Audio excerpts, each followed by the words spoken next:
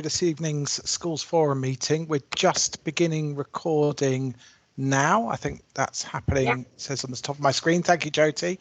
So it's 5 o'clock, so it's time to start this evening's Schools Forum meeting. It looks from the number of participants that we've got quite a full house today. So let's get started. So I believe from Jyoti that Harinder is an apology for absence for this afternoon. I don't know if we've got any more apologies for absence. No, that's the only one I've had. Thank you, Jyoti. So only Harinder. Okay, so welcome everybody else. Are there any declarations of interest or any other communications from members that we wish to bring up before at this part of our meeting? No. Okay, lovely. So we've got the agenda in front of us. We're now moving on to the meeting protocols. Just some reminders, as this is a remote meeting, that the meeting is being recorded. If when you are not wishing to speak, if you could mute your microphone so that it improves the sound quality for everybody, that would be grateful. If you wish to raise a question, please type it into the chat function and I'll check between the two as we're going along. Also, please keep your camera off unless you're presenting or you wish to ask a question. This just saves the bandwidth so that we can all hear each other effectively. And we're going to take some votes today. So if I could just remind everybody, we might have a quick practice in a moment, that when we get to the voting, we use the hands up function, which I think we used successfully last time. So if everybody wouldn't mind just going up to the top of their screen, I think we're all familiar with this now. If you can find a hands up and just put your hand up to show that we are all in the right place in terms ready to vote. That's looking pretty spectacular. Looks like most of us are there. Let's have a quick look through.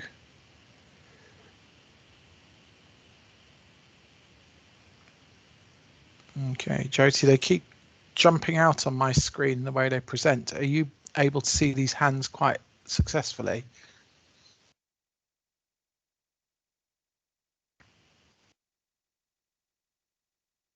Jyoti, can you see the hands on your screen? I can see the hands on my screen. Lovely. You can see on this side as well, if there's a numerical order as to how the hands went up. Lovely. Yeah. Okay, sorry, it jumped out on my screen. I think we're all there. Lovely. Ian, Ian, to put your hand up, and Charlotte, and the only two that I think I don't have hands up for. Charlotte's there. Ian, are you there? Are you able to put your hand up? Sorry, it sounds like a very strange question in a meeting. Charlotte's hands up. Yeah. And let's have just conscious Ian has a vote in this as well. Ian, are you able to put your hand up?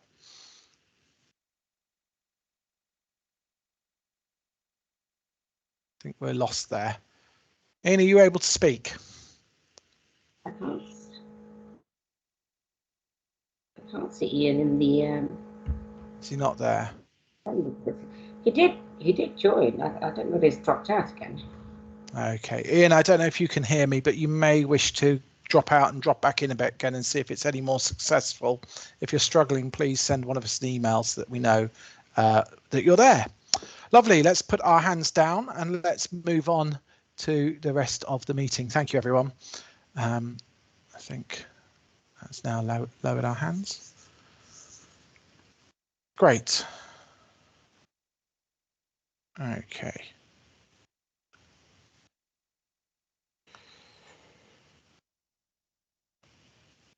Fabulous. So Joe and Gavin, I think your hands still appear to be up. If you could lower them, that'd be great.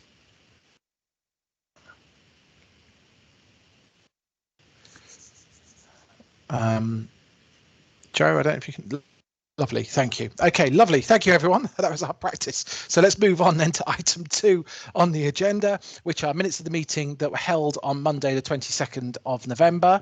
They are on pages 3 to 7 of the pack that went out with the agenda. So if we could look first at the minutes, check them for accuracy, and then if there's anything that we want to pick up in terms of matters arising, we'll do that too.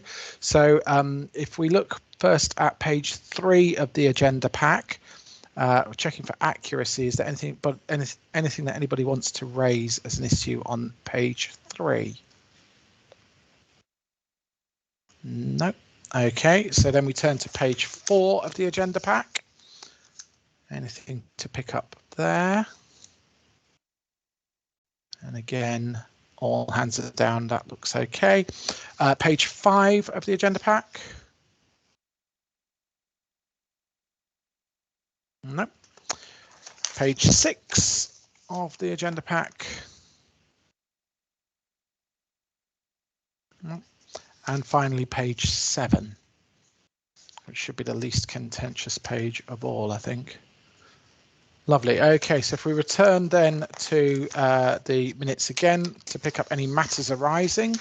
So back to page 3, any matters arising to be picked up on page 3?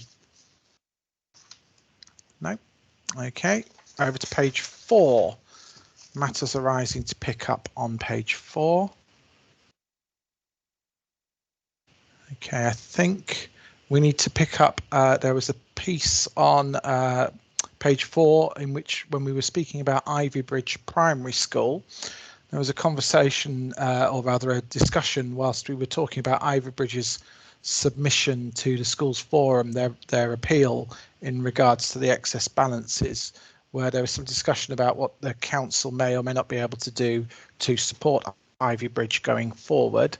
And in that discussion, I think Christine had set out that there are limited options for the council because they would require top slicing, which may be challenging, and also that there are other schools that would be in a very similar position. Christine, have I, from memory, picked up that point satisfactorily for these minutes? Yes, we can amend the minutes to reflect that. Lovely. Okay, thank you. So if we move on then to page 5 of the agenda pack, for accurate, sorry, anything that anybody wants to pick up? Eileen, there we are. Eileen has asked, were all schools told, sorry, that's jumped off my screen. Were all schools told they could appear in person to appeal the clawback decisions? Christine, can you pick up on that? What did you communicate to the schools on the clawback? Schools forum's preference was for there to be written communications, but obviously as the schools forum meeting is open to the public, or the meeting held in November was, and anybody can come to the schools forum meeting, and Ivy Bridge chose to bring some of their team to that meeting. So they came not because they were particularly invited or asked to do so, they came simply as observers. Is that correct? Did, yes, yeah. They did. Yes, yeah, it made clear to them that the submissions were written. There was nothing they could add to that. Eileen, do you want to come in there? I see your hands up. Thank you, John. I was just asking on behalf of one of the schools who's had funding clawed back, because they'd obviously were aware that another school had appeared in person, and that they didn't know, well, they weren't aware at any point that they were told, they could come to the meeting. So I don't know if in the future we want to be more explicit that this is a public meeting and anybody can attend. Yeah, I think that's a fair point. I mean, I think the fact that all schools forum meetings are public is perhaps the bit we need to share, is it not? Yes. Yeah, yes. Lovely. Thank you, Eileen. Okay, if we move on then, please, to page 5 of the minutes. Is there anything there anyone wants to pick up for for matters arising? Eileen, I take your hand is up for the last item. Page 6. And finally, page 7. Lovely. Okay, thank you, everyone. It took a little longer than it does in person, but there we are. We've done the minutes of the meeting of the 22nd November. We've also picked up matters arising. So we're now turning to item 4 on the agenda, which is a finance update. And Christine, you're going to take us through that, aren't you? Yeah, thank you. Good afternoon, everyone. So this short finance update covers two things. It covers the decisions that Schools Forum sent to Cabinet, which was held last week, and provides an overview on the overall DSG settlement for 2022-23 and what we know and do not know about that at this point in time. So if we can move the slides on, please, Anita. So you will be aware that we discussed clawback of excess school balances at the last Schools Forum meeting, and Schools Forum supported the Council's recommendation that we claw back excess balances from 4 schools, from Heston, from Lionel, Oaklands and Warple. And at the Cabinet meeting held last Tuesday, Cabinet considered the recommendations from School Forum, including your recommendation that we didn't claw back from Ivy Bridge, and they supported those recommendations.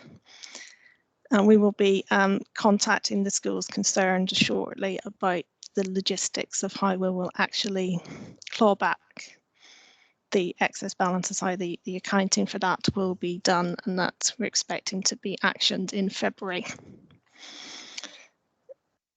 So the other 2 items that we sent to Cabinet following Schools Forum, if we can move the slide on, please, Anita, were the updated scheme for financing schools and the updated schools financial regulations. And both of those were approved by Cabinet last week.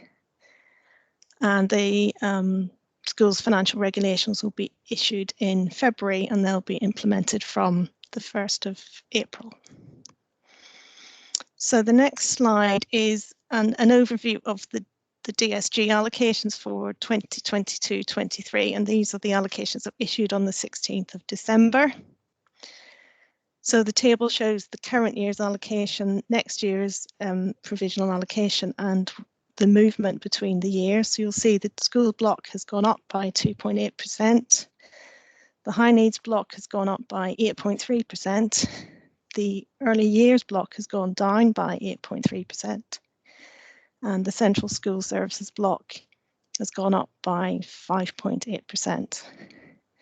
And there will be reports later on the agenda on each of those blocks, apart from the high needs block, which we will be considering at the next meeting in February. So the next slide shows changes in pupil numbers, which is one of the drivers of some of those movements in the Dsg allocations. So you may remember at the last meeting we highlighted the expected movements in the pupil numbers in primary and secondary schools. You'll see the primary school pupil numbers have gone down again for the 2nd year in a row, and the secondary pupil numbers have gone up a bit.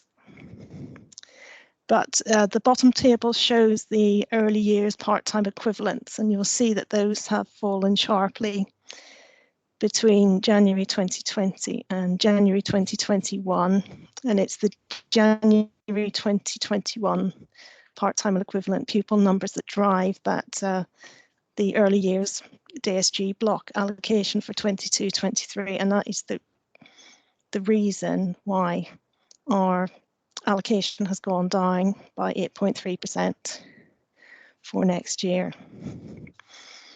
So if we move on. So the next couple of slides highlight a few things that are a bit different for 2022-23 compared with last year. So in addition to your funding allocation from the schools block, schools will receive what is called a school supplementary grant. We don't know very much about this grant at the minute. We know that the total grant allocation for Hounslow Borough is about £6.3 million, and we know it is going to be paid as a separate grant in addition to your school block allocation. We expect the grant monies for maintained schools to come through the local authority, and for the grant allocations for academies and free schools to be paid directly by ESFA to the schools. We have been told that there will be further guidance issued later this month, but it hasn't been issued yet. And we have been told that this grant is to cover the new health and social care levy, which increases employers' national insurance costs and other costs.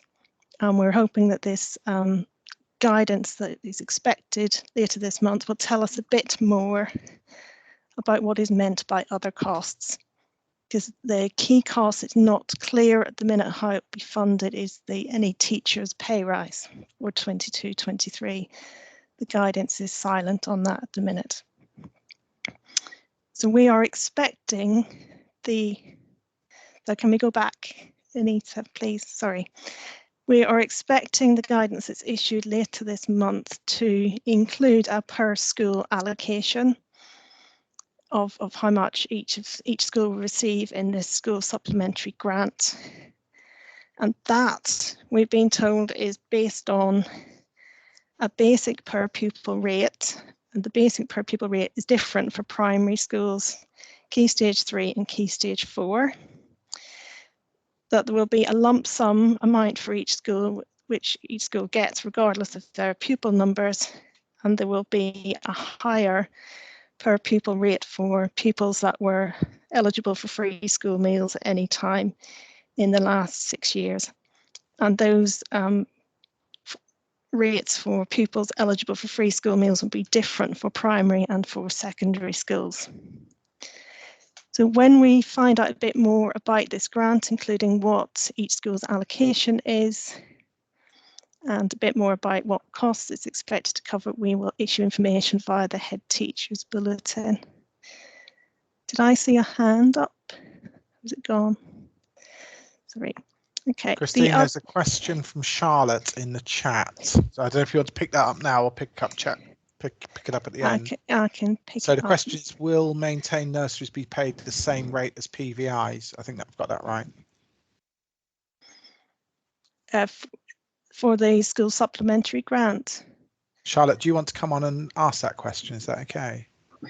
Yes, well, you were just saying that they will be paid from a separate grant. Yeah, the school supplementary grant doesn't apply to PVIs. It's being paid to public sector employers. That's the guidance we have today, it says. So, yeah, so does that mean that, I'm just trying to find out whether maintained nurseries will have this, will that result in a higher funding rate or the same overall funding rate? Maintained nursery schools are listed on the list of bodies that are eligible for the school supplementary grant, but there's limited information on how their grant will be calculated at the minute, and there aren't any per pupil rates that I've seen quoted in any of the guidance from maintained nursery schools. So that's something we're waiting to see more information on, but the guidance does say that PVIs are not eligible for this grant. Thank you. Thank you, Charlotte. And Ian, I see you've got your hand up, which is very reassuring. Do you want to ask a question of Christine? Yeah, evening, everyone. Christine, can I just check? I think I asked this last year when we had a similar presentation. I'm assuming that when we discussed the higher needs block funding and special schools, etc., in Woodbridge Park, that the supplementary grant in some form will be put into the budgets for those schools as well? There isn't a schools supplementary grant for special schools or pupil referral units. There is a different form of funding for them, and we'll come on to that shortly. Right. So, this school supplementary grant is only for maintained schools, academies, and free schools, and sixth form institutions. The uplift for pay and for the health and social care levy will be there somewhere. Hopefully, yes. Although the guidance is even more vague on the high needs element of this grant. Right.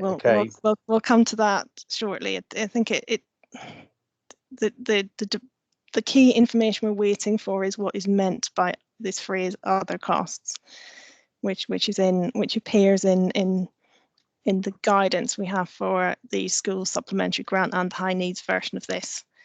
And there is no definition of what's in that at the minute.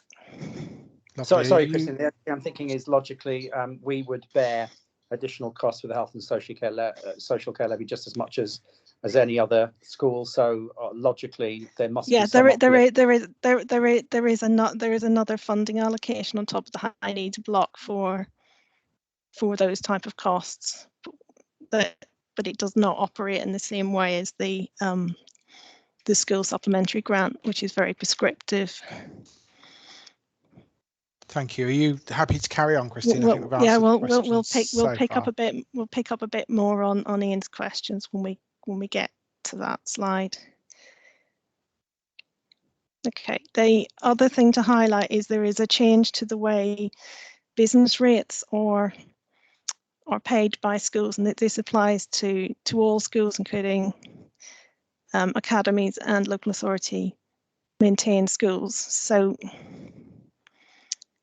currently on your funding certificate, if you're a mainstream school, you get a funding allocation for business rates.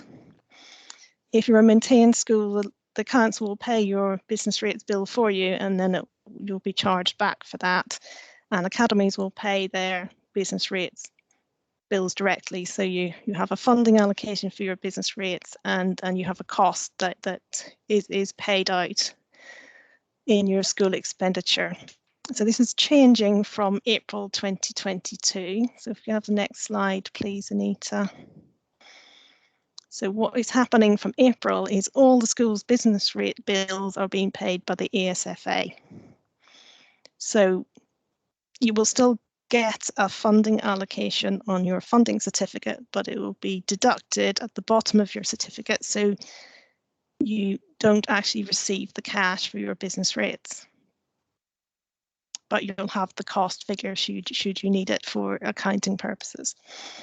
So you will receive slightly less cash than you would have done this year, but you shouldn't have to worry about paying your business rate bills, because the ESFA should be paying those directly to the council on your behalf. We shall see in due course how well this process works. So the other change for next year is the schools improvement and brokering grant. So at the minute, local authorities receive what's known as a schools improvement and brokering grant, and that helps pay for school improvement functions for maintained schools. So you can see on the slide a summary of what those functions are. And for this year, our grant is £214,000. So in October and November, the DfE consulted on proposed changes to the arrangements for paying this grant, and they consulted on the phasing out of this grant across the next 2 years, and allowing school improvement functions to be funded via dedelegation from this year. So the next slide. So on Tuesday of last week, we discovered the outcomes of that consultation, because those were announced on Tuesday. So the DfE confirmed that the school improvement and brokering grant is to be phased out. So it'll be reduced by 50% this year, and then we will get no grant from April 2023. And the schools and early years finance regulations, which are the regulations that set out the types of costs local authorities are allowed to charge to schools, are going to be amended for 2022-23 to allow us to operate a dedelegated budget for funding school improvement activities. So the council at the minute is reviewing its school improvement functions in light of these changes. So we are seeking to have a dedelegated budget for 2022-23 that replaces the equivalent of the lost grant, which we expect to be around £107,000, although that amount has not been confirmed yet. So we'll pick that up a bit later on in the schools block report. We're just highlighting that as something different and something that we've had limited time to respond to, hence we're proposing to deal with it in the way that we are for 2022-23, pending further work about how we deliver school improvement functions and fund them going forward. So the next slide is the early years block funding. So you'll have seen earlier that is reduced by 8.3% for 2022 22-23. The hourly rates at which we're funded by government have increased. The 2-year-old rate's gone up by 3.5%, and the 3- and 4-year-old rate has gone up by 2.8%. But the number of children in the January 2021 census, which determines our 2022-23 initial funding, is, as you will have seen, has dropped.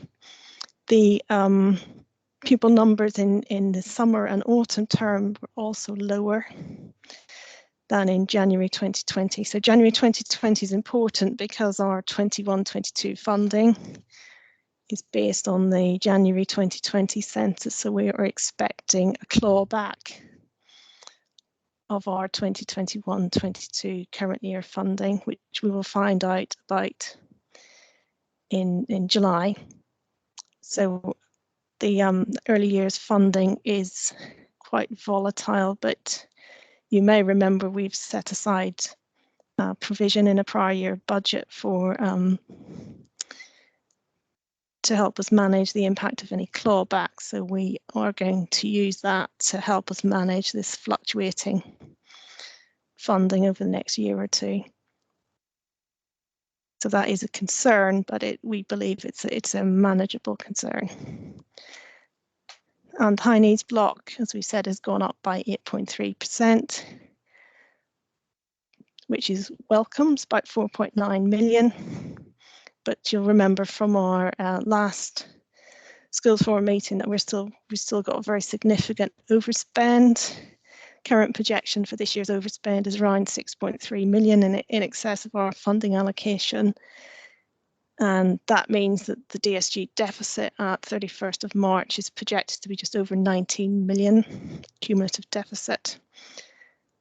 And there is a supplementary allocation on top of the high needs block of 2.4 million, which is meant to cover the health and social care levy and wider cost pressures in special schools and alternative provision. So this is the equivalent of the additional grant that's maintained schools get. So this is additional block of high needs funding that we are getting for 22-23.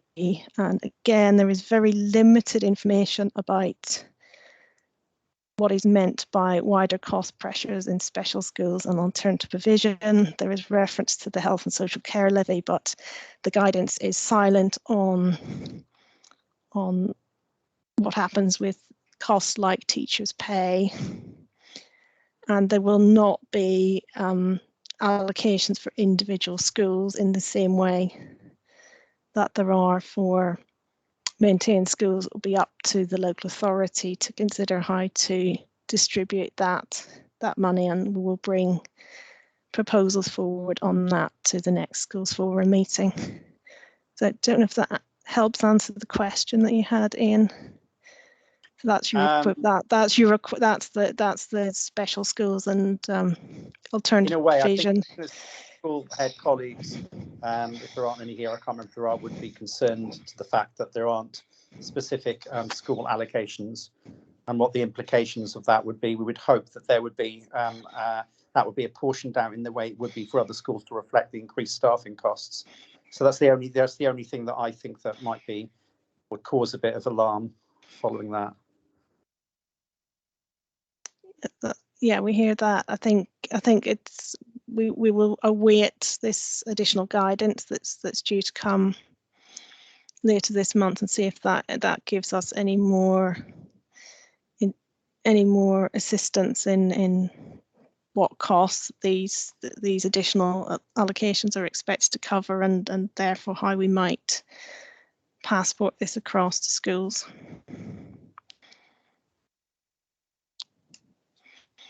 So that's the end of the slides. Are there any more questions? Christine, anybody got any questions? Anything they want to ask? Comments? It looks very quiet at the moment, Christine, I have to tell you.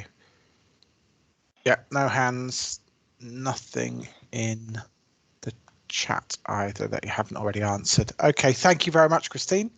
Can we move on then to the next item on the agenda, item 5? And Shelley, I think you're picking this up. This is the schools block 2022-2023. Over to you, Shelley.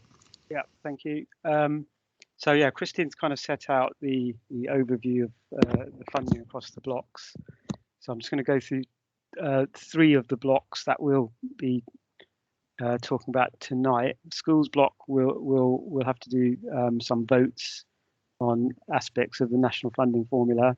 The CSSB block, there's a vote on that, and the early years block at this stage is sort of for noting the proposed hourly rates and budgets. So I'll go through each of those in turn. The high needs block will be brought to the 28th of Feb forum meeting in terms of budget setting proposals for that. So in terms of voting arrangements, there's some decisions that are required to be made by all schools at forum. Some decisions are made by maintained school reps only. So we'll come on to those as we go through the report.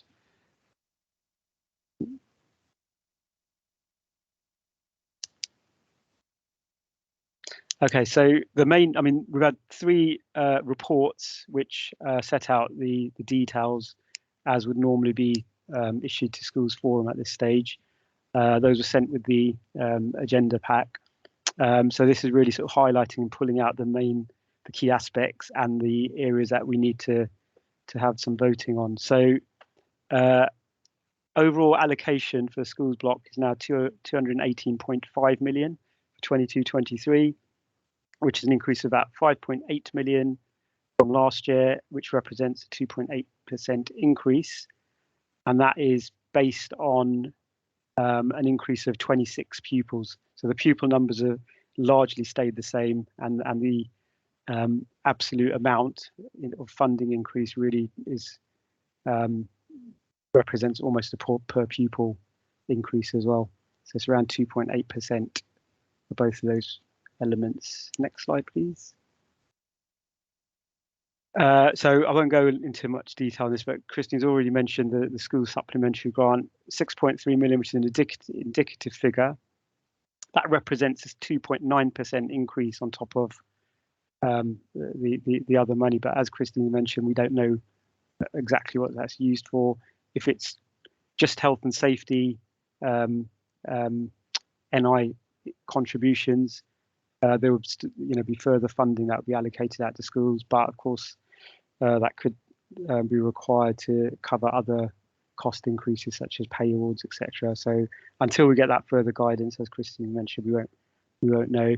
Just seeing if there's any other points to pick out there. Grant. Yeah, so LA maintained schools receive their grant via the council, whereas academies get that directly from ESFA. And I think everything else on there has been covered by Christine. So next slide, please.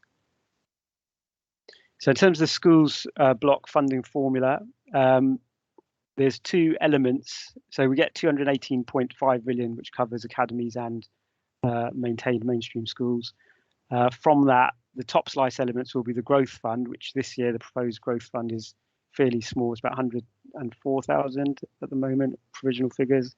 And then additional lump sum allocations, and that will come on to that, and that's in relation to any lump sum additional allocations for amalgamated schools. So we have one proposed lump sum allocation that would be top sliced. So in total, that would be around about 150,000. That would be top sliced from the 218 million odd. And then the actual funding formula includes lump sum, fixed lump sums for each school, and a non-pupil based element for split site funding, which affects I think a couple of schools. And then the vast majority of the 218 million is then distributed through the national funding formulas, and the factor values that we've gone with are listed out in Appendix 1, so I'll come on to that. The other driver, of course, is the census data, so pupil numbers, and then all the indices that go with it, things like deprivation indices, ADACI, and free school meals, prior attainment, etc. So come on to that in a bit. The other bit that we have control over is the minimum funding guarantee. So I'll talk about that. And then finally, the provisional funding per pupil, once we input these proposed factors, is shown at Appendix 2 of the report. But I do want to emphasise that's provisional. So we have to submit the APT pro forma, which is the government's kind of pre-populated spreadsheet. We input our factors, and then we submit that at the end of this week. So on the 21st, we'll submit that. There's then a validation process by ESFA, and this year, particularly with these sort of business rate changes, there's potentially quite a bit of confusion there, and so there's a chance that after the validation checks there'll be some changes to the provisional appendix, but we're not expecting those to be any sort of biggies. So the appendix 2, if you are looking at it, just bear in mind they are provisional, but certainly should be a good indication of what schools are likely to be getting. Next slide, please. So in terms of the growth fund, that's the first element of the top slice, just mentioned there. The basis for this is, as has been the case for the last several years, policy was agreed back in September 2016. We fund bulge classes and classes added as part of primary school expansions. The growth fund would fund a period between September school year start and additional pupils receiving per pupil funding via the NFF the following April. So the proposed allocation this year, having sort of looked at those criteria, is for two bulge classes, one in Wellington Primary and one in Hounslow Town Primary. So those schools meet that criteria that we've agreed previously, and that amounts to an estimated 104,000 that we would distribute to those two schools. The funds are held by the council and they're paid out in autumn 22 if they're eligible. So at that stage, we would check the census data just to make sure the criteria fit, and then those actuals will be distributed out. Next slide, please. So this is the first decision. This is for all school reps. So the recommendation for the growth fund is to agree the council proposal to set the 22-23 budget for growth of 104,000 as set out in section 4.2 of the report published as part of the reports pack. So we need a vote on that one. Thank you, Shelley. Shall we stop there before we go to vote? Are there any questions, anything that anybody wants to raise from what Shelley's picked up so far? Okay, Elroy, you've got a question, please, if you'd like to come in. Hi, thanks for that. Shelley, can I just ask a question with regards to the two bulge classes on your previous slide? Would you mind just going back to the previous slide? So the proposed allocation of 104k based on two classes in Wellington Primary and Hounslow Town Primary School. Can I just check, is that specifically just for that year, or is that an ongoing plan? It's just for this year, but each year all classes across all schools are checked for that criteria. So it could be that kind of progresses through the years, and obviously at the end of, what tends to happen is it will flow through the years, and then when you come to the end of the primary phase or whatever, it would drop out, and that would be the end of it. But as I say, it is looked at each year. That's fine. Lovely. Thank you. Yeah. Okay. On page 11 of the agenda pack, it sets out the year groups that are being funded. So in one of the schools, it's a year 1 year group, and in the other, it's a year 5 year group. So I think I'm right, am I not, Shelley, to suggest that year 5 moves into year 6, then it disappears?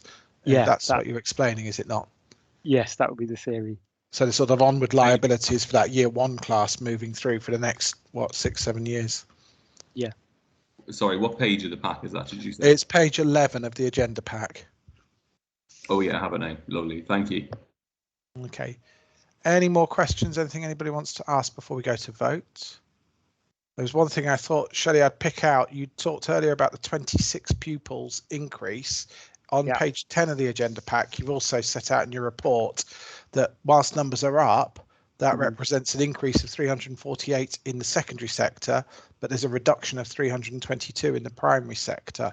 So that's sort of just something for us all to be aware of where the trends are going. It links into what you shared in the last meeting and what Christine shared in the earlier agenda item, doesn't it? That's right. Yeah, that's exactly right. Yeah. So it kind of nets off, but actually, as you say, there's a. I mean, it's not a massive percentage change at this stage, but certainly the trend is going that way. And certainly when we look at the early years, it's very, very significant in terms of sort of reducing numbers at that early years and then potentially feeding into reception and primary. So Thank you, Shelley. That cause for concern, yes. Thank you. Elroy, could I ask you to put your hand down so that we could go to a vote, if that's okay? Lovely. Okay, so we can see the decision we're being asked for, which is to agree the council's proposal to set the 2022-23 budget for growth of £104,000 as set out in section 4.2 of the report published as part of the reports pack. If we could, those that are happy to agree this, if they could vote now, please, with a show of hands.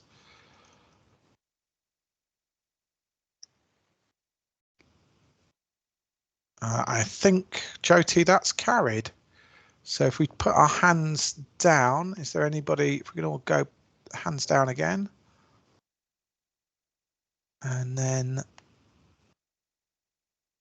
right, is there anybody that doesn't agree, wishes to raise an objection? Put their hand up. Sorry, this is very different from being in a room with everybody. I think in which case, Jyoti, that has passed successfully. So can we now move on? Shelley, are you ready to go through the next part of the pack? Yes, please. Thank you. Okay. Right. Is that the next slide, Anita? Sorry, could you just double check that? Probably is. Yes, it is. It is. Okay, that's fine. Sorry. Okay. So this is about the lump sum payments to amalgamated schools. So this is the other bit I mentioned where this is a sort of top slice before we distribute the rest of the grant through the national funding formula. So Sparrow Farm Primary School, just to sort of recap, amalgamated in Jan 21. 22-23 is the second year after amalgamation. In October 21, we put out a consultation to all schools to provide lump sum protection of, we thought, around about 53,000 at that time. We had an estimate, not an actual. There was approval at November Schools Forum for the council to apply to the Secretary of State to grant permission for the local authority to provide this protection. So following the forum meeting, we applied to ESFA to allocate an additional lump sum of 53,392, which is the exact amount. And this request has now been approved by ESFA. Next slide, please. So following that, this is really to sort of formally recommend. So at November forum, we were asking for agreement to apply. Now we have the application and the go ahead from ESFA, and we had sort of full agreement back at November in principle. So now the recommendation is to agree the council's proposal to disapply the national funding formula with regard to the calculation of the lump sum of 53,392 for Sparrow Farm Primary School, following its amalgamation in Jan 21, following approval from the Secretary of State, and that's set out in section 4.3 of the report pack. So this is again a vote for all. Sorry, for all reps. Yeah. No, thank you, Shelley. You're doing really well. So, colleagues, a show of hands, please, for that recommendation.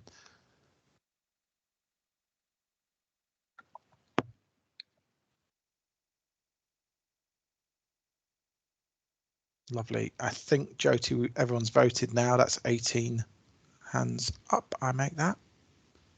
Thank you. Okay, and if we put our hands down again. Again, is there anybody that wants to raise an issue or an objection at this point?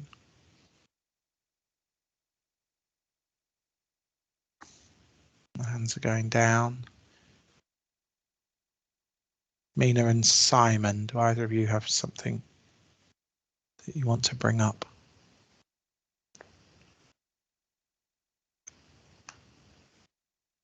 No. Mina, do you want to bring anything up at this point?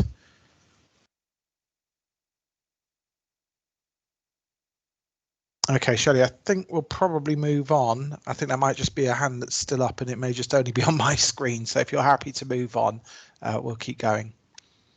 Okay, so now we come to the per-pupil factors, which is, as I said, the vast majority of the grant is allocated through this. So the proposed approach is unchanged from the last 2 years, which is that we apply the NFF factors for the factors included in the local formula. In other words, we're going with the government's kind of published national funding formula factors. So I know we spoke about this at previous forums where moving forward, the government have consulted to ask whether we want to move now to hard formula, where in future we'll have no choice but to go with the factors and use those. But for now, we still have a choice. But you know, as we're already in that position, and we've been doing this for the past couple of years, again, the proposal is to go with the NFF factors outlined in Appendix 1. So we're also proposing to apply the maximum affordable minimum funding guarantee within the allowable range for 22-23. That is 2%. So the range is, I think, we can apply between 0.5% and 2%. So the proposals are to apply the full 2% guarantee.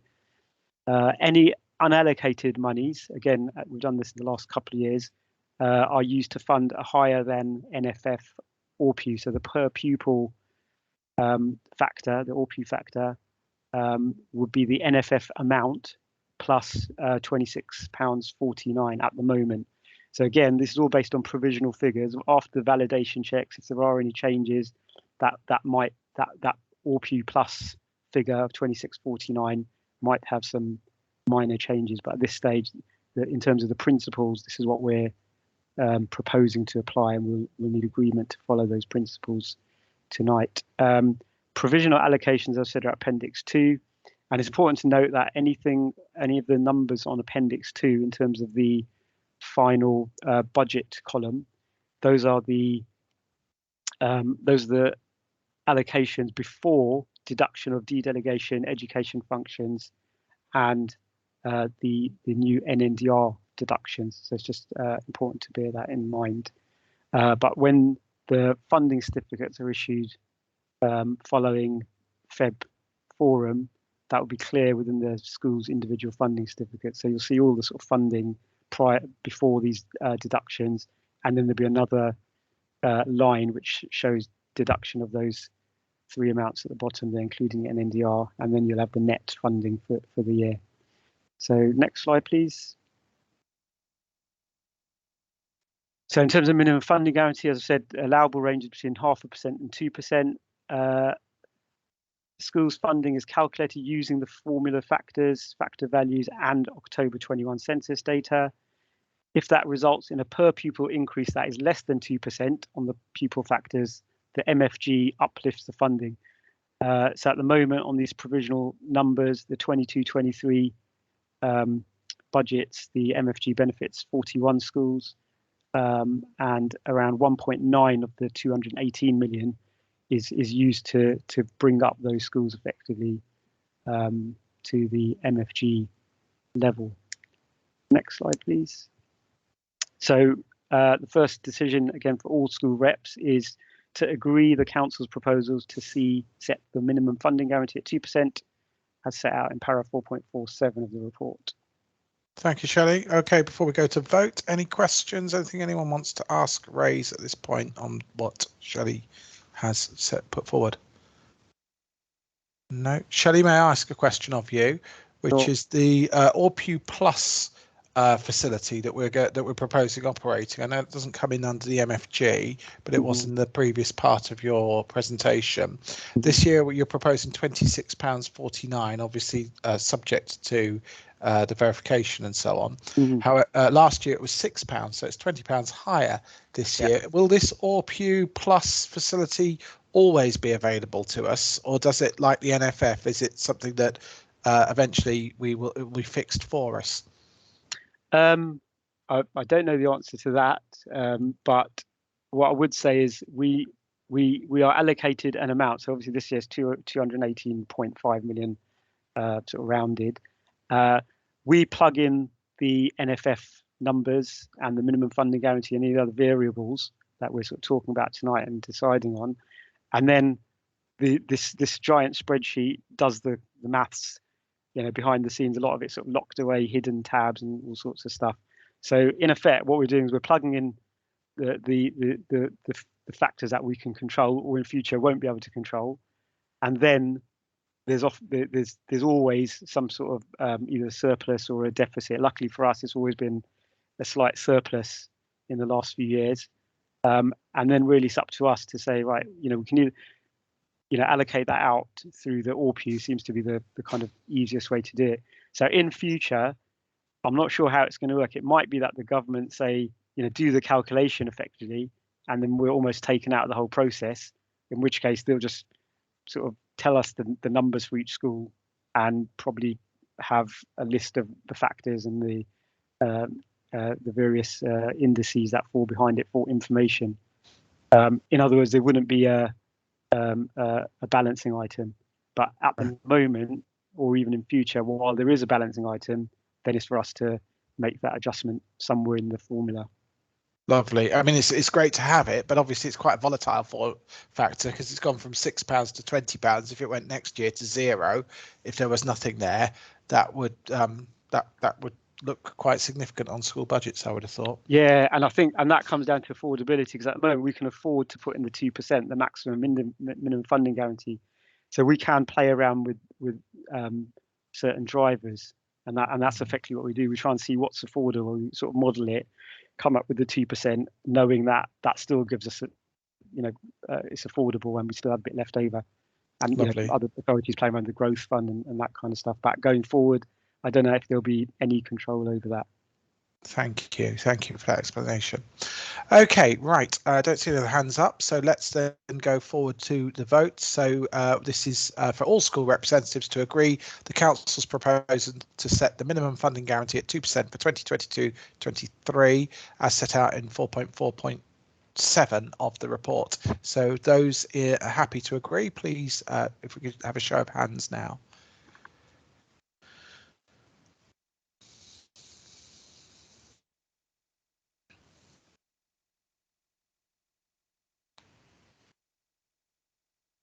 Okay, thank you. I think that's 17. I make that, Jyoti. Thank you. If we could put our hands down, and then if in a moment there's anybody that wishes to raise an objection of any kind or to speak once we've got our hands down. Okay, I've still got 3 on my screen. So Mel, Laura, and Mina, your hands still appear to be they're going down now. Ritu, did you want to come in? No, they're going down. Okay, I think, Shelley, I'm going to assume that the other 2 are going to go down shortly. So if you'd like to move to the next part of your report, please. Okay, so as I've mentioned, the pro forma needs to be submitted 21st of Jan, end of this week. Any changes to provisional funding figures following validation will be reported to Feb 22 forum, and the council expects to issue the final funding certificates by 4th of March 2022.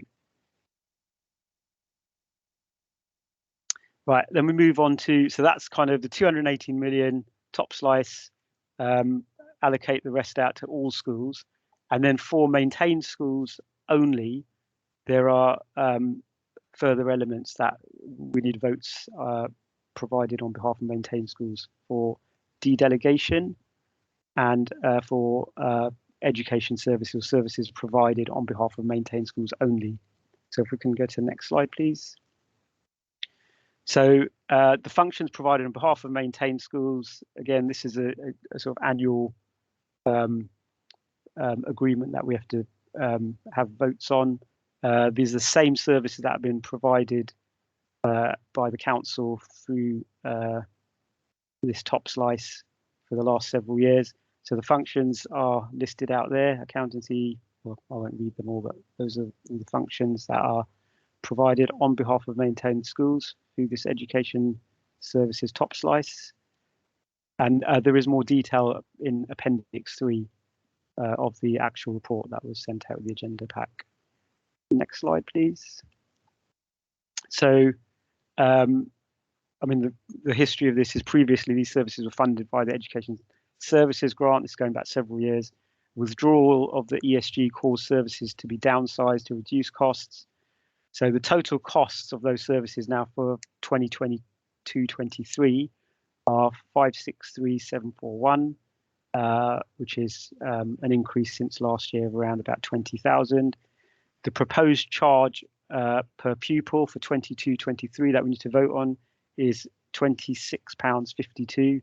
So in the pro forma that we need to submit to government, we need to input a per pupil amount. So we've done the calculation so that equates to the 563,000. So that's the proposed amount. Last year it was £25.12. It worked out at. Next slide, please. Lovely, thank you, Shelley. So I think we're back to a vote now. Can I just check, Mina, your hand is up. Do you want to ask a question or to pick up anything that Shelley's picked up in this portion? Sorry, no, I don't. It's okay. No, don't worry. It happens to me all the time. If you wouldn't mind just popping your hand down then for me. Thank you. Lovely. Okay, so this, as we say, there is a decision for maintained school reps only. If all those that are maintained reps, we're agreeing the council's proposal for the amounts to be charged to maintain school budgets for 2022-23 to cover the cost of school support services as set out in section 5 and appendix 3 of the report. Can we have a show of hands for those that are happy to agree?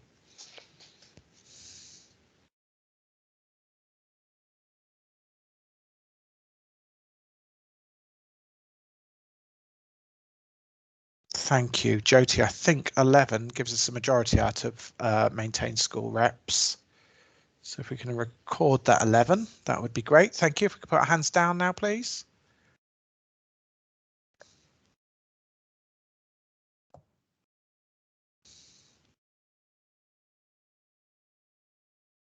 Shelley, do you want to carry on? Yep. And the next item to vote on is the de-delegation of budgets as set out in section 6 of the reports. And this covers 3 areas: trade union facility time, which works out at £4.03 per pupil; free school meals administration, which works out at £1.13 per pupil; and school improvement services. So this school improvement services is a new one which covers what Christine was talking about earlier on.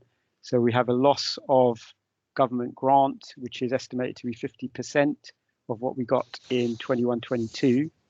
That 50% works out at about 107,000. So as Christine suggested, government guidance says that schools can request for this to be de-delegated from the maintained schools. So and also to add, academies can also use trade union facility time and free school meals administration service at the rates shown above. So next slide, please. Okay, thank you, Shelley. So can we see any questions or queries on the part that Shelley's just read to us? Sue, your hand is up. Is that from a previous vote, or would you like to ask a question? That hand's gone down. No. Joe, would you like to ask a question? No. Right, I think I'm right to say that all hands have now gone down. Forgive me if it's my Wi-Fi that's slowing us down. Right, so we're now ready to make a decision for maintained school reps again. So to agree the council's proposal for the de-delegation of budgets as set out in section 4 of the report to fund trade union facilities time, the administration of free school meals to maintain primary schools only, and school improvement services. Those maintained school reps who are happy to agree that, please can I have a show of hands now?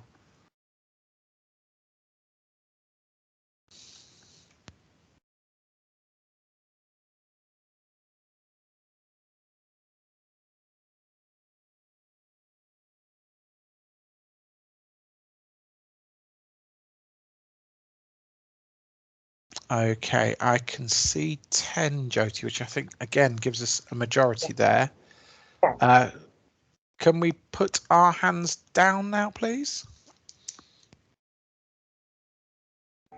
Lovely. Is there anybody that wishes to object or has got anything that they want to add at that point on that vote? No? Thank you. Okay, well, thank you then, Shelley. That was item 5. And I think we're back to you, Shelley, for item 6, which is the 2022-23 Central School Service block. So back over to you, Shelley. Thank you. Can we have the next slide, please? Thanks. So yeah, in terms of the CSSB block, this funds the cost of statutory functions undertaken on behalf of all schools by the LA, and includes admissions, copyright licenses, strategic management functions, attendance, and exclusions. Again, there's detail in the reports pack. So this is a separate block of the DSG, and therefore it's got a separate report and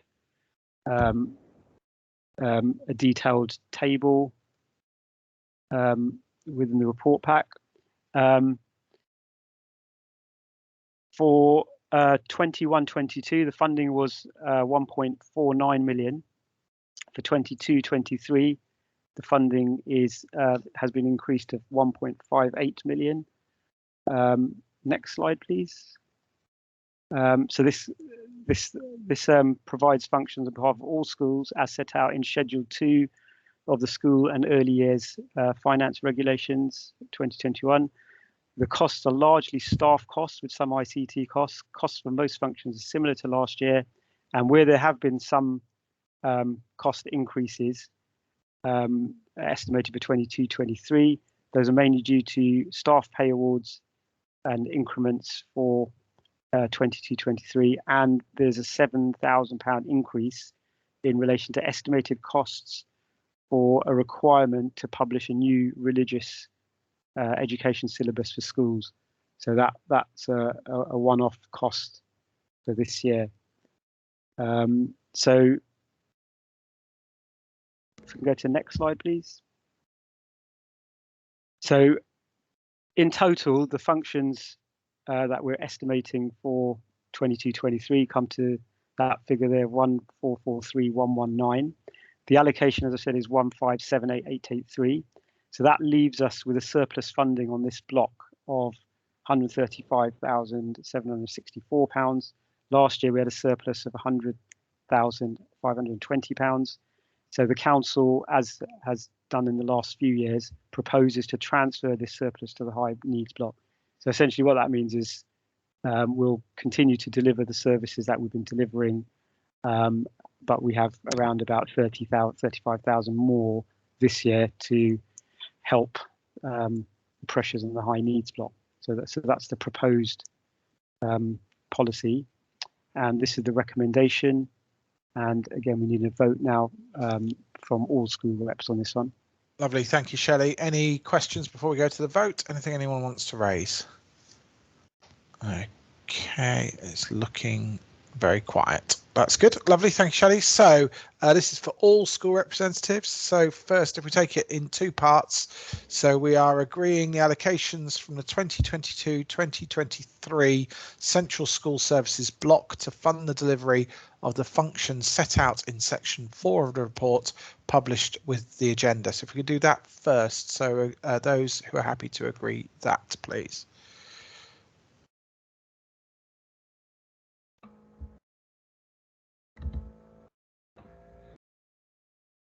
Fabulous with 16. Lovely. Thank you, Jyoti. Right, hands down again. And then if we go to the second part. So the second part is a transfer of 135,764 from the Central School Services block to the High Needs block for the 2022-2023 year as set out in paragraph 4.3 of the report. If you are happy to agree that, please can we show our hands?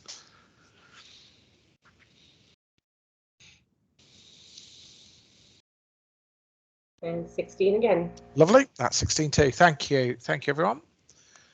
Lovely. Hands down. Okay. Thank you, Shelley. I think that wraps up the Central Schools Services block, but we move straight on to Shelley again, who's going to pick up item 7, which is the early years budget and hourly rates for 2022-23. Shelley, you happy to take it from there?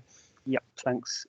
So this one's, there's no voting on this one, but Forum are asked to note the status of the budget and the setting of hourly rates for providers.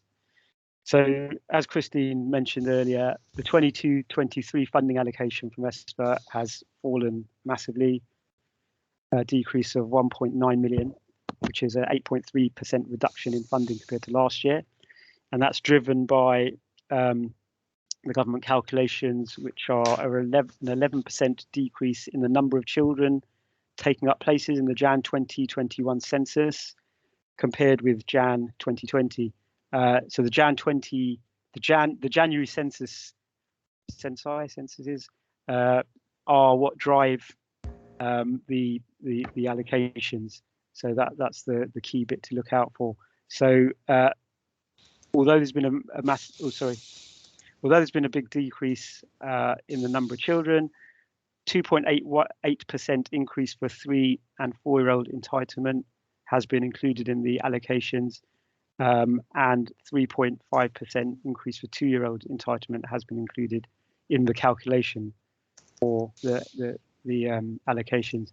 So that kind of, when you work through the formulas, that works out a net 8.3% reduction. Budget setting, the challenges and risks. So projection of early years funding and expenditure for the last 2 years has been challenging due to the impact of COVID. It's resulted in significant fluctuations in the number of children attending early year settings.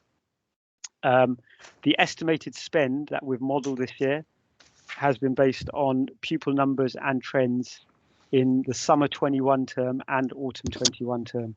So we've effectively ignored Jan 21, and we've had to ignore the last year and a half, really, because the numbers there are just not representative of the normal trend data. So based on that modelling and using the pre-COVID data, we've come up with a proposed budget. There is a risk, as always, that the actual 22-23 part-time equivalent children taking up earlier settings, the spend is greater than the estimate. But until we know the Jan 22 census numbers, we don't know what the actual is going to look like, and therefore, the spend could exceed the estimate. We have falling PTs throughout 2021, and that seems to be even after the impact of COVID. The knock-on effect of that is we could also have a clawback in June 22. So once the Jan 22 census is completed, the government will come back in the summer and say, right, in relation to 21-22, there's a clawback of X amount. So that's another risk. The final early year Dsg allocations for 22-23 will be also dependent on the Jan 22 census. And again, that could lead to a further reduction in our 22-23 early year block allocation. This allocation so far is the initial allocation. So the Jan 22 the Jan 22 census will also lead to a revision in that allocation. So, Shelley, could I pull in there, because there's quite a bit of chat going on. I don't know if you can see it on your screen, but okay. Charlotte, you've put in quite a bit there. I wonder if you want to come in and just speak to Shelley about the points that you've raised in the chat, because there's quite a lot there. Charlotte, are you able to come in? Yes, I am. Yeah, sorry, it's just me chatting, I think, not anybody else, but it's just me. But what I was really saying is that there is, I do appreciate this, but it's so disappointing that the government knows that COVID impacted numbers in nurseries so much, and yet is carrying on with clawbacks for lower number. I mean, inevitably lower numbers.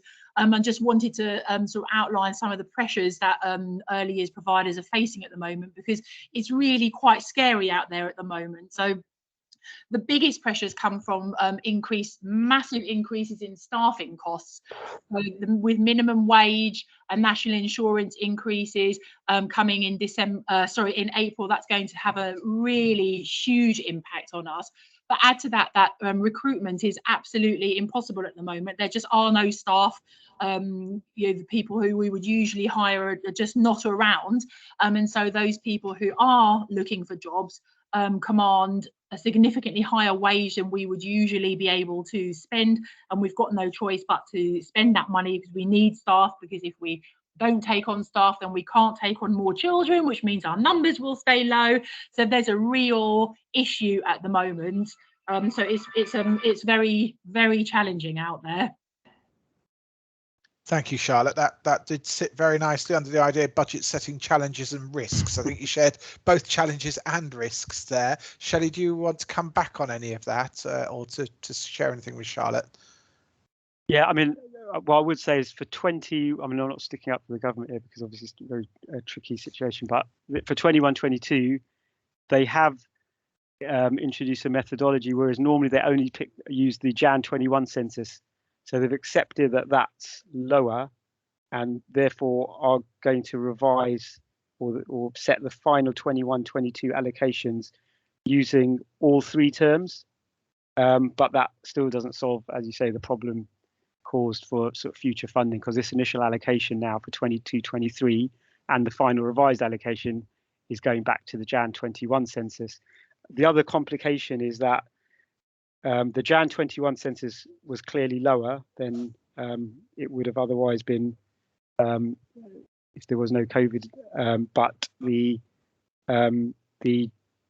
Jan 22 census looks like it's also going to be lower. So I think there's a mix of COVID-related reductions, but also a genuine reduction in the sort of underlying take-up or of earlier settings.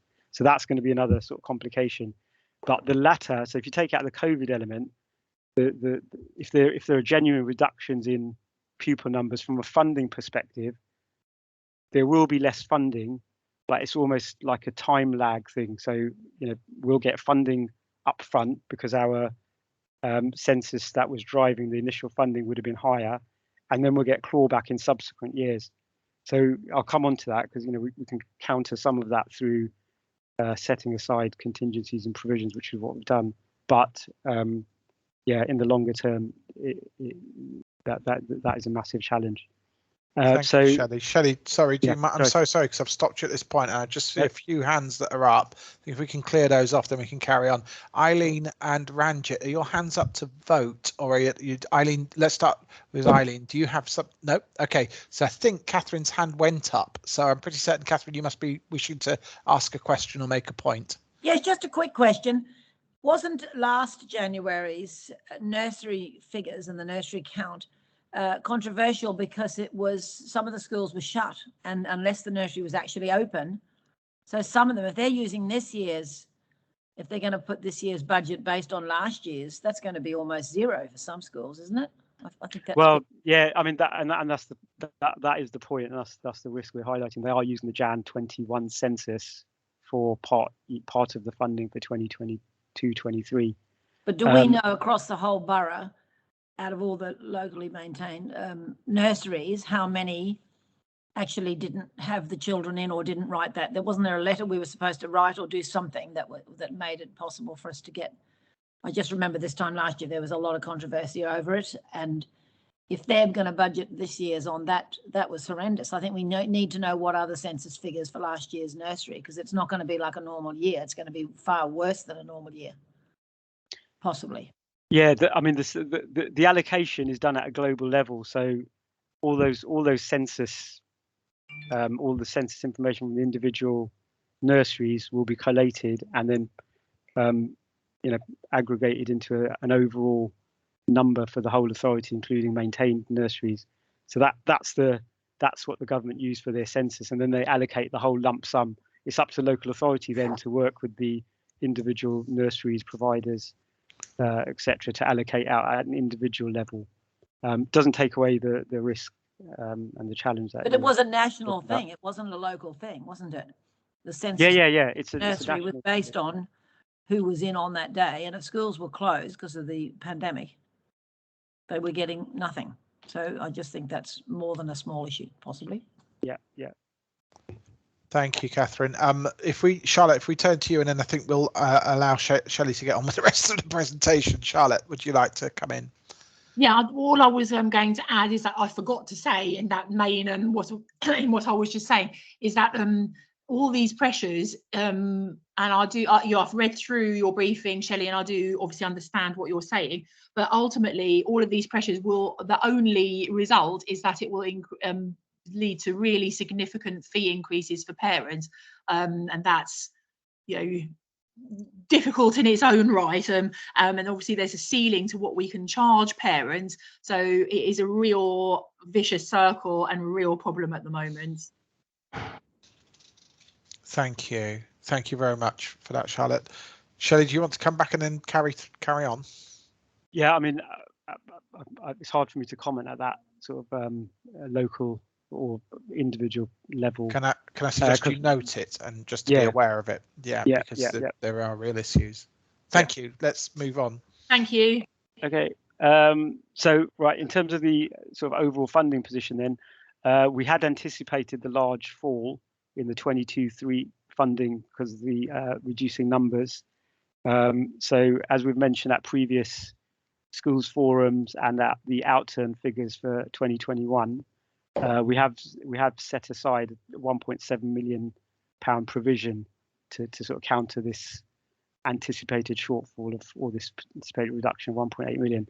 So using all the latest modelling that based on the factors that I've just mentioned in the previous slide, the provision now in terms of the proposed budget should be sufficient to allow the council to pass on the 22-23 hourly rates that the DfE have used in their calculations, and cover any future clawbacks due to the fall, at least at a global level, in PTEs between the annual January census dates, and could cover potential overspends due to actual PTEs being higher than estimates. So on that basis, in the past we've included a contingency budget, but for this year, for 22-23, our proposed budget and hourly rates will be assuming that 1.7 million provision that we set aside in previous years in anticipation of this will mean that we don't require a further contingency budget. Next slide, please. One of the elements in the proposed budget is the Early Years Inclusion Fund. So part of the DSG management plan strategy is to reduce the discretionary high needs block contribution to funding early years SEN inclusion from £141,000 to zero in 22-23. So the proposed budget does include that reduction of funding. Also in the early years budget proposals, there's an increase in the overall early years inclusion fund from 741,000 to 800,000 in 22-23. Next slide, please. And so in terms of proposed hourly rates, these are £5.76 for 3 and 4 year olds and £6.29 for 2 year olds. And the last year rates are shown there. So that hourly rate, or those hourly rate increases, reflect the 2.8% or 17 pence reduction increase on the 3 and 4 year olds, and the 3.5% or 21p increase in the 2 year old entitlement that's been used in ESVA's calculations. So the proposed budget also meets the requirements for the council to passport at least 95% of its 3 and 4 year old allocation to providers. The actual passport rate using these proposed hourly rates is 97.84%. And the council next step will be consulting with providers on those proposed rates from tomorrow. The plan is to send out a letter, as we normally do, to all providers tomorrow, and then that consultation will be open until Tuesday the 8th of Feb, which I believe is 3 weeks. Yes, 3 weeks, which I believe is the sort of normal procedure at this time of the year. Next slide, please. And that was Thank it. you, Shelley. That brings you to the end. I noticed Charlotte's put into the chat since you were speaking, I think in reference to the Early Years Inclusion Fund, there are huge numbers of SEN coming through in early years right now. Charlotte, did you want to come in on that, or has that picked up your point? Yeah, it has really. So I did have a think about whether or not to sort of challenge all that large spending, but ultimately I think it has to be the right thing, because there's so many children coming through who need that support. We don't have a choice but to do it, to have that funding despite it coming off our hourly rate. So I don't really see any options. Thank you, Charlotte. Thank you. Lovely. Okay, I don't see anybody else wishing to come in at this point, so I think we can now move on to item 8, the high needs placement analysis. And Shelley, I think you can take a well-earned rest, because this one, I believe, is over to Anita. Anita, are you there? I am. Yeah. Good Hi, evening, Anita. colleagues. Yeah. Hi. Yeah. I think Shelley done well there with all those reports. There's a lot to explain. So I'm just going to present an overview of how the high needs block has been allocated and spent for 2021-22 financial year. So I will do my own slides as well, bear with me.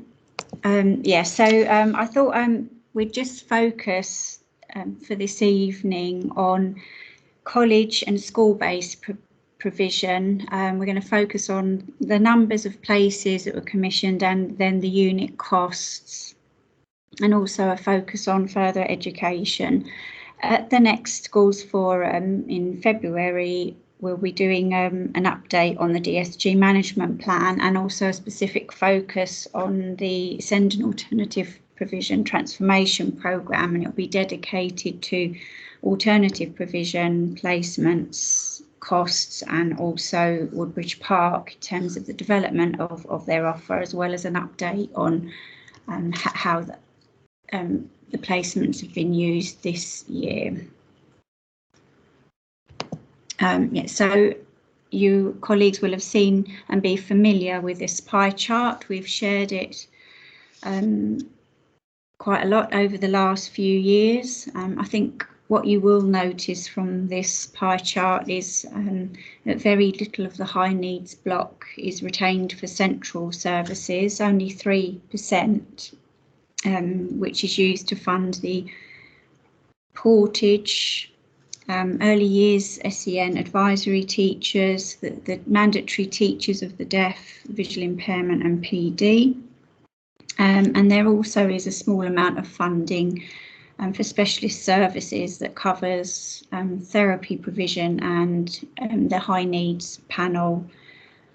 So as you look at the pie chart, the sort of yellow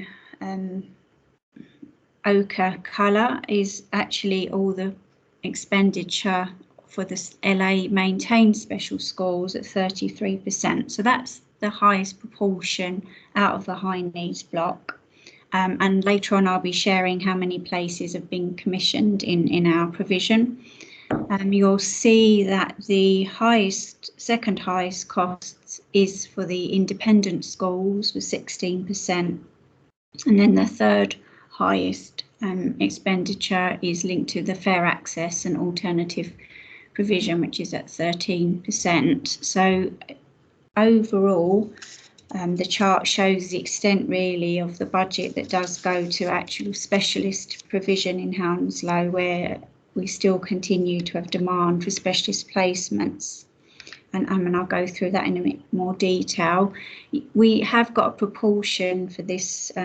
This year we did agree that we'd fund some of the SEN inclusion funding from the high needs block, but as you know from the previous presentation and also as part of the management plan, we're going to be gradually decreasing the contribution from this block.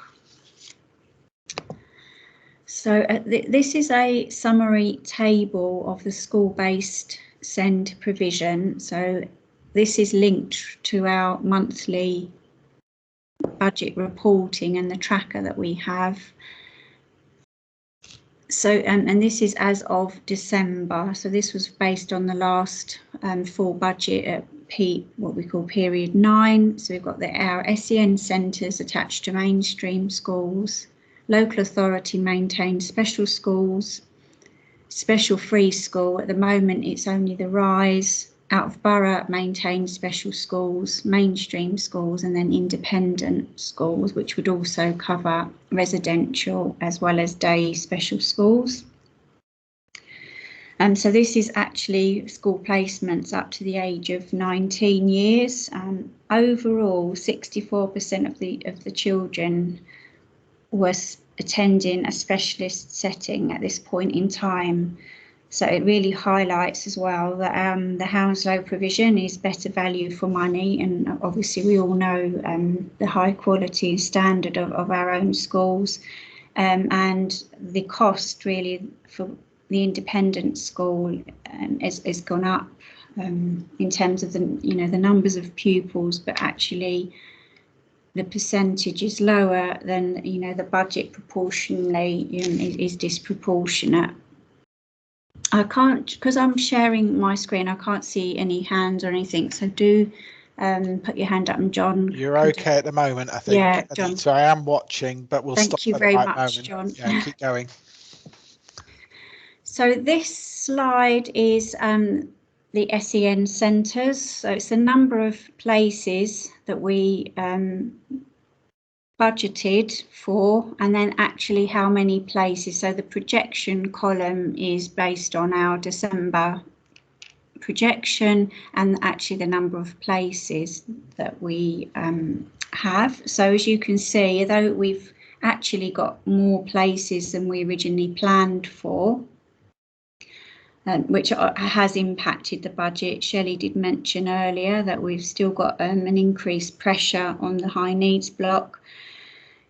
You can actually see the introduction of the funding formula, which came in and has shown really, I think, how the positive impact on that. But we have actually increased places, but we are again getting better value out of having a higher number of places in existing centres, just by the fact that it's more cost effective to have more children in a centre, because the unit cost becomes lower. In terms of our maintained special schools, again, we've gone up in comparison to the budget and the projection. And also you can see from this the number of places that we've increased since last year. Special schools have worked really hard with the placement and monitoring manager and the SEN team to accommodate demand, but we are at capacity in some of our schools, Marjorie Kinnan being one, and as well as some of the other special schools. We are targeting the SEND capital allocation to develop local provision and expand some of our centres further, and look at possibilities of some new provision, which was part of the review of our offer that we've been doing over the last 2 years. And I just thought I'd remind colleagues that we've got Boulder Academy will be opening an ASD unit, which autism spectrum, in 2023, and also hopefully the SEMH Special Free Secondary School planning to be open 2023 as well, and we've got an update meeting this week about that, so I can come back with more detail. The next slide focuses on special free schools, and at the moment we've only got the one. We have agreed with Ambitious about autism about increasing the PAN at the RISE to accommodate demand. Unit cost is still higher than maintained special schools and centres here. And for information, in October 2021, there was 127 pupils on roll, and 61 of those were Hounslow residents. I have been advised that actually we can have a discussion and negotiation about top-up rates with the RISE, which I hadn't been fully aware of, which I think, that will be on the cards going forward. This is the out-of-borough special schools. So these would be our neighbouring local authorities and their own maintained special schools. We've got less children in those schools, so they're experiencing the same pressures as we are in Hounslow, and for the demand for specialist placements, but they still, you know, a much better value in terms of our unit costs, and a much closer in comparison to our mainstream maintained special schools. So we move on now to our mainstream schools. So this would cover all our academies as well as maintained schools. From this table, you can see actually the unit cost. So these would be all the children with EHCPs that are in mainstream schools. So the day-to-day cost is obviously lower, and there has been a drop from what we were budgeting for in 2021 to actually the number of children that we're expecting, and obviously you can see that there's a correlation in that demand for specialist provision. I think we probably were hopeful that we could keep more children in mainstream as part of our DSG management plan. This slide is showing table here where, you know, we're still seeing significant costs linked to the independent schools, considerably higher in terms of mainstream and maintained special schools. Numbers are down in terms of actually the number of students, but costs are higher. And despite the challenge of our deficit still being pressurised, you know, the demand for specialist placements is meaning that actually we're having to look outside, but even independent schools are becoming exhausted now. So there's lots of things and thinking, and hopefully the work that we've been doing with mainstream schools and thinking about how we might fund schools differently will really help us to address some of these issues. The last slide is just an overview of our students with SEND in further education provision. So we've got mainstream colleges, which would be colleges like Richmond or West Thames, and then specialist colleges, which generally are independent specialist providers. We've commissioned more places than budgeted. I think, again, we're seeing a demand in terms of the extension of our responsibilities now going up to 25, and the assumption that EHCPs will remain in place. I think there's still some work to do about understanding how we cease EHCPs. We have been challenged at a few tribunals this year in trying to cease plans. We did actually also ask Peter Gray to do some work on reviewing our pathway, so there will be a work programme, and there's a significant, I think, cultural change and to improve communication about what adulthood looks like for those young people with more complex needs. So we are quite worried about this element of provision. Sorry, I've got someone coming in the office to hoover now. Yeah, so I think that's it from me in terms of, yes, the high needs placement analysis. Thank you, Anita. You got the last slot and you've done very, very well. Is there anybody who wishes to ask any questions or ask anything of Anita at this point? There's nothing in the chat. Charlotte, your hand's up, but I'm guessing that might be because of the last item that didn't go down. But Charlotte, do come in if you'd like to. Nope, the hand's disappeared. And there is nobody else with their hand up. So Anita, thank you very much. That was quite whistle stop. I appreciate that. But a lot of interesting figures there for us all to look at. There as well. Yeah, thank you. Well, thank you very much for that. Thank you. OK, right, let's move on then to item 9, the final item you'll be pleased to hear for the evening, which is the forward plan. So those are up on the, it's coming up on the slide in front of us. So Monday the 28th at 5 p.m. I'm not sure at this stage whether that might be remote or whether we will be in person, but we will communicate that nearer to the time. And on the 28th, we'll be looking at a finance update, the 2022-23 early years budget and hourly rates, the 2022-23 high needs budget and the DSG management plan update. And then in the agenda pack, you'll see that the meetings, the next 5 meetings are set out. So they are June 22, September 22, November 22, January 23 and February 23. Those follow what the pattern that we've had this year. So thank you everybody for participating this afternoon and for taking part. And I wish you all a good what's the rest of the evening. And I close the meeting at 6:35. Thank you everyone. Bye bye. Thank you very much, John. Thanks, John. Bye bye. Bye. Thanks, John. Goodbye. Thank you. Thanks, John. Bye.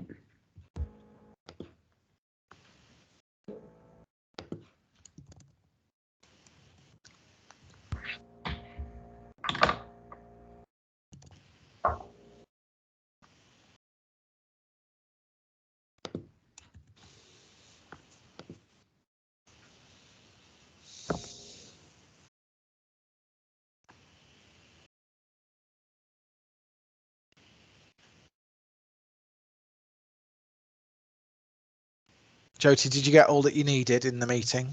Yes, thank you. Yes. Lovely. Thank you very much. Thanks. Stop the recording now. Have a lovely evening. Bye bye. Thank you. Good night.